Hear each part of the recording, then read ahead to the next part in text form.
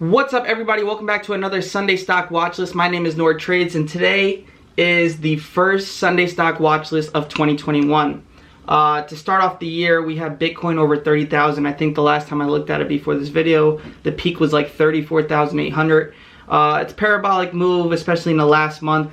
We also have some news that we'll talk about that came out over the weekend, and we'll go over some news that is coming out this week and all that good stuff. But before we get into the video, I need you to hit that like button, comment down below what other videos you want to see on this channel, and make sure you hit that alert button so that every time the Sunday Stock Watch List gets uploaded, you'll be the first notified that this video is up, so you'll never miss it, right? So before we get into the video of the stock watch list and what I'm looking at for this week, let's actually talk about some things. If you want, you should screenshot this actually, guys.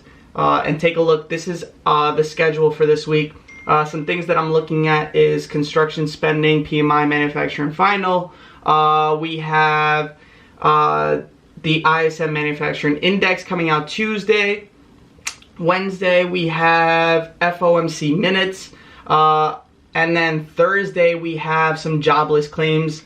And that's always interesting to see what happens. It's been pretty consistent lately, but I remember during the beginning of the pandemic, it was all over the place, and you know, Thursday was just a big gamble whether the market would move up or to the downside based on that news that comes out before the market open.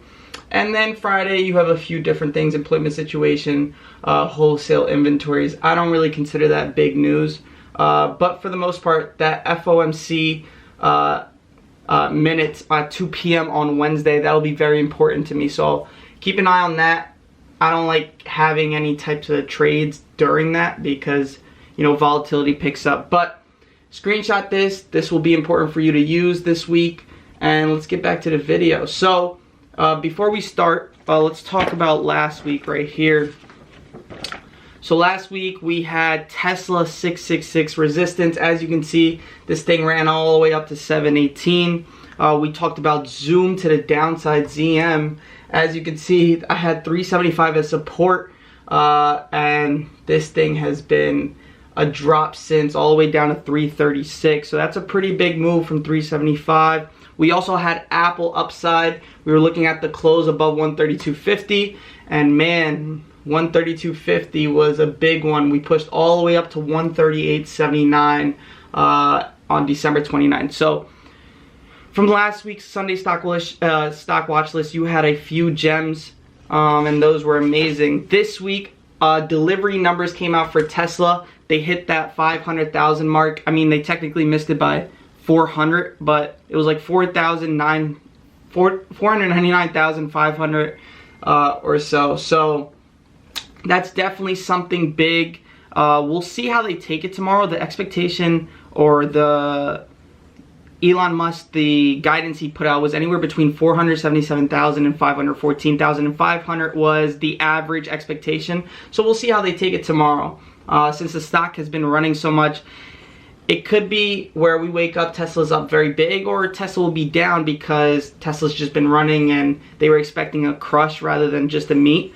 But in the midst of a pandemic, Tesla killed it. Factories was shut down a few times, all these rules on how many employees. So for Tesla to still come out and meet the guidance that they put out at the beginning of the year, before anybody even knew what Corona was, and meet it, I think that was a pretty big deal for Tesla as a company. So I'm looking to see the momentum on this, where we are. No specific number, because if they take this the right way, this is going to be above 718 in the morning. So looking at Tesla for the momentum. Amazon, we're still in the wedge.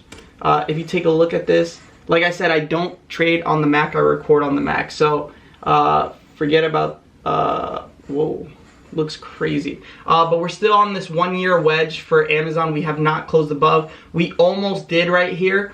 I was going to swing Amazon. Luckily, actually I should have, because I could have sold in the morning.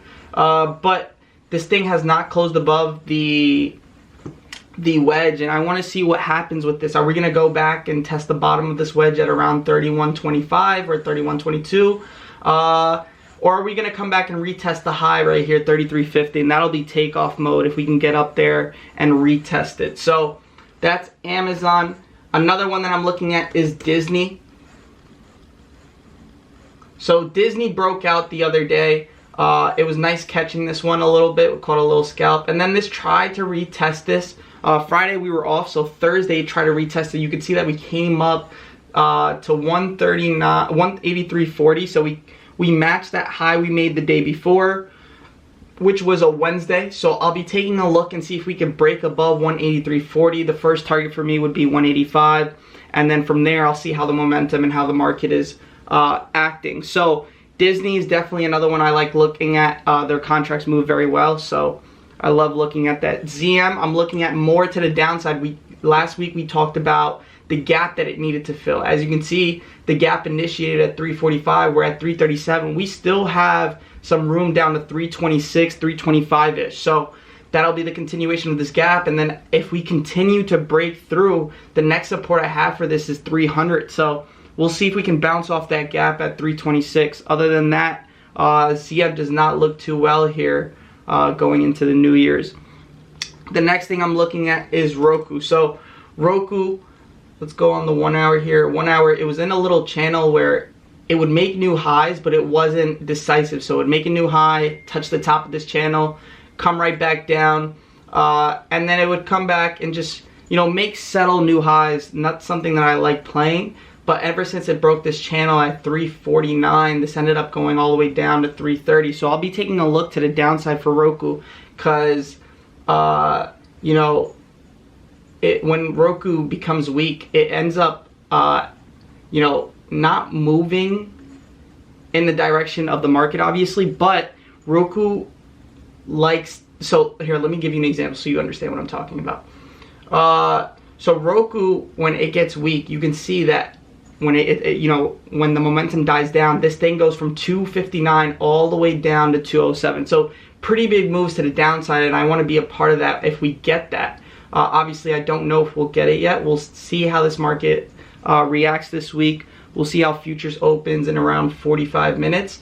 But I'm looking at Roku under 330, and we'll see where we go from there. Apple from last week, we hit that high, we hit a double top. The only way we break through on Apple is we get above this and push through 140. So for Apple, I'm looking at 140. If we can get above that, we're looking at a nice little breakout for Apple, even though we've had one from 120 all the way up to 138. But if we want to break through that, we're going to have to get past 140, and that'll be a big one for Apple, and we'll see a continuation from there.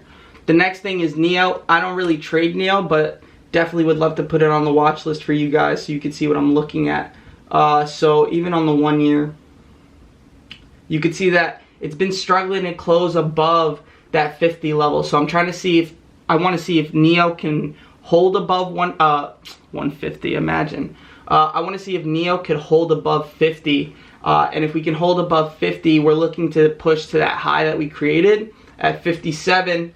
And then from there, we'll, oh, it's 58.81. So that was a pre-market high. So if we can close above 50, that'll definitely be bullish for NIO. And then after 50, I'll look to see if I'm willing to swing this, buy some long contracts for NIO and end up swinging this. It's a slow mover. It has its days where it's just moving, or actually, you know, sometimes it has its weeks where it just continues to go up and up. As you can see right here, NIO's had some crazy runs. If you run it back to October 27th, this thing went from 26 all the way up to 44 before taking a real breather. Even this wasn't even a breather. So technically this went all the way up to 53 from, you know, 29. So NIO's definitely something to keep an eye out. I want to see if we can close above 50, just like we talked about that Apple 132.50. Yes, it gets above 132.50, but does it close above? So that'll be something. Next thing for my crypto people, MARA, this is going to gap up starting tomorrow as long as Bitcoin stays above this 30K mark. MARA, as you can see, this thing has been running. This thing moves with crypto, and as you can see, we'll go to Riot, same thing. Since November 17th, the stocks went from $4 all the way to $18. So that's something to keep on your watch list if you like playing these stocks.